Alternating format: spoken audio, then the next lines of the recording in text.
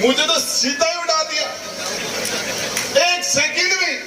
मंत्री जी आप जेल में होते, के अंदर सांस चलेगी, तब तक गरीब आदमी की हिफाजत करता रहूंगा, सच्चाई बोलता रहूंगा, चाहे उसकी कितनी भी कीमत चुकानी पड़े मुझे, कितनी भी। ये सच बात है, मैंने कांग्रेस की सरकार 2 बार बनाई, ये सच बात है। सरकार के संकट में भी मैंने उनका साथ दिया और मैंने कुछ भी नहीं।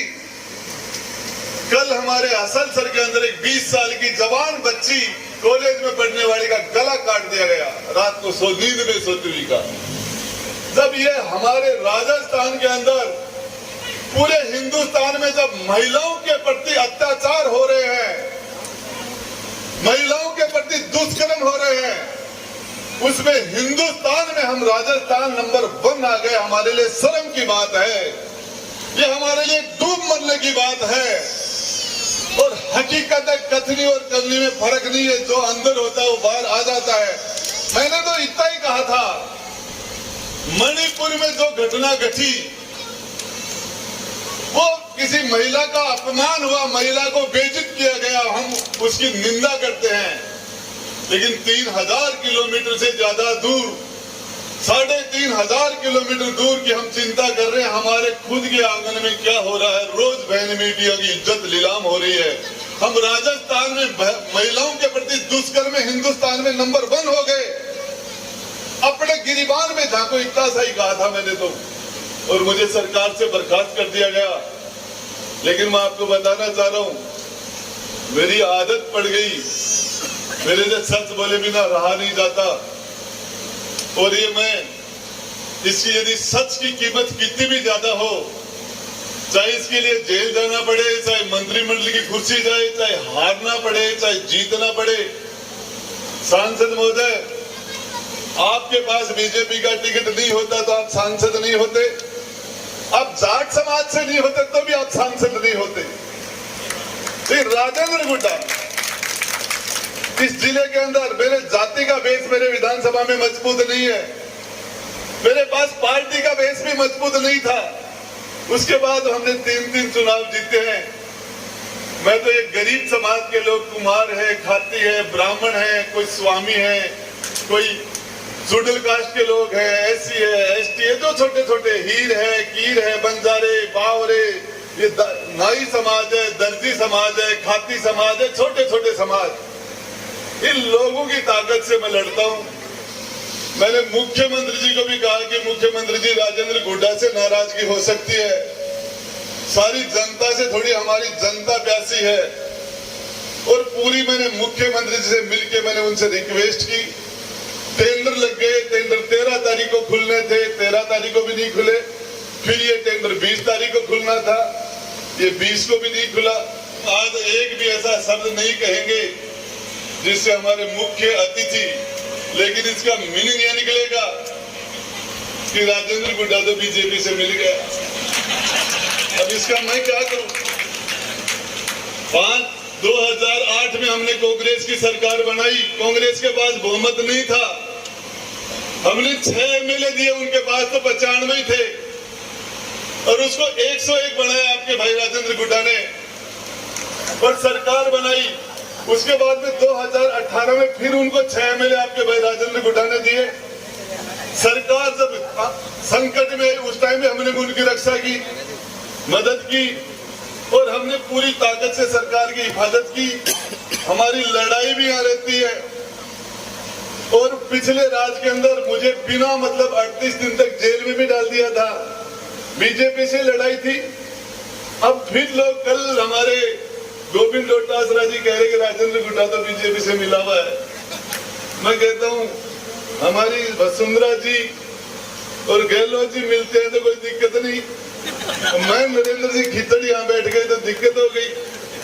अब ये तो सरकारी प्रोग्राम है। मैं आपको एक ही बात बताना चाह रहा हूं, एक ही बात, कि मुझे तो सांसद महोदय दूसरा काम भी नहीं आता। मुझे तो आदत पड़ गई इन लोगों के बीच में रहने की, और चाहे सच बोलने की भी पड़ गई। और हकीकत है, कुछ भी नहीं कहा था। मैंने सिर्फ इतना सा कहा था कि यार मणिपुर की बात कर रहे हो, महिलाओं के साथ तो अत्याचार बुरे काम हमारे राजस्थान में ज्यादा हो रहे हैं, इसको भी देखो। सिर्फ इतनी सी बात कही थी मैंने। बहन सविता, मैंने सिर्फ इतना सा बोला था कि पूरे राजस्थान को भी ठीक करो। हमारी माता बहनों के साथ यहाँ जो अत्याचार हो रहे हैं, दुष्कर्म हो रहे हैं, अपने गिरिबान में झांको। सिर्फ इतनी सी बात के लिए मुझे मंत्रिमंडल से बाहर कर दिया। मेरे से इस्तीफा मांग लेते, मेरे इस्तीफा दे देता। मुझे बुला के नोटिस देते, पूछते, एक सीधा, अरे जज भी पूछता है। सबसे पहले मुकदमा चलता है तो मुकदमा पुलिस में दर्ज होता है। उस मुकदमे के बाद में मुकदमे का चालान होता है। छोटे कोर्ट से बड़े कोर्ट में मुकदमा सबमिट होता है। फिर उस मुकदमे के बाद चार्ज लगता है, फिर उसमें गवाह लगते हैं, फिर उसके अंदर सफाई के गवाह लगते हैं, फिर उसमें मुल्जिम बयान होते हैं, फिर उसमें आमने सामने वकीलों की बहस होती है। उसके बाद जज फैसला करता है और उस मुकदमे की भी अपील हो जाती है। मुझे तो सीधा ही उड़ा दिया, 1 सेकंड में राजेंद्र गुड्डा बर्खास्त।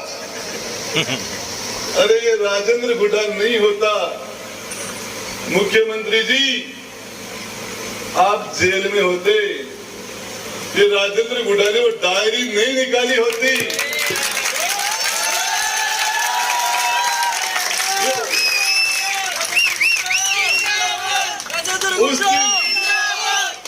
उस दिन मुख्यमंत्री ने जिस तरीके से कहा, गुड्डा सब कुछ तेरे हाथ में है आज मेरा, और उसके बाद आपके भाई ने 9वीं मंजिल पे जाके 150 सीआरपीएफ के जवानों के बीच से निकल के गेट तोड़ के 9वीं मंजिल से वो मैंने नहीं निकाली होती तो आज गहलोत साहब जेल में होते, मुख्यमंत्री नहीं होते। और आपने कहा भी बेटे के जन्मदिन पर आए कि राजेंद्र गुड्डा नहीं होता तो मुख्यमंत्री में नहीं होता। आपने कहा था, ऐसी क्या कह दिया? मैंने तो सिर्फ इतना सा ही कहा था कि राजस्थान में महिलाओं के साथ दुष्कर्म हो रहे हैं। आपने मुझे विधानसभा में भेजा भी इसीलिए था कि मैं वहां जाके सच बोलूं। हमारी बहन बेटियों ने मुझे वोट देके राजस्थान की विधानसभा में भेजा था। इन हमारी बहन बेटियों ने आपके वोट से मैं विधानसभा में गया था। और उसके बाद में जब आप हमारी बहन बेटियों की हमें हिफाजत नहीं कर पा रहे थे, इनके साथ रोज दुष्कर्म हो रहे थे, तो मैं उस पर बोल गया। राजस्थान की सबसे बड़ी पंचायत में ये मेरा गुनाह हो गया। तो मैं कहता हूं, चाहे कुछ भी हो जाए, इस उदयपुर वाटी की जनता, आपका प्रतिनिधि हूं, पूरी ताकत से लड़ता रहूंगा। चाहे विधानसभा में रहो, चाहे हार जाए, चाहे जीत जाओ, चाहे जेल में रहो, चाहे बाहर रहो, मरते दम तक इस उदयपुर वाटी शेखावाटी के लोगों की हिफाजत के लिए आखिरी दम तक लड़ता रहूंगा। आप सब लोगों ने शानदार कार्यक्रम के इसको सफल बनाया, इसके लिए आपका बहुत बहुत धन्यवाद। जय हिंद।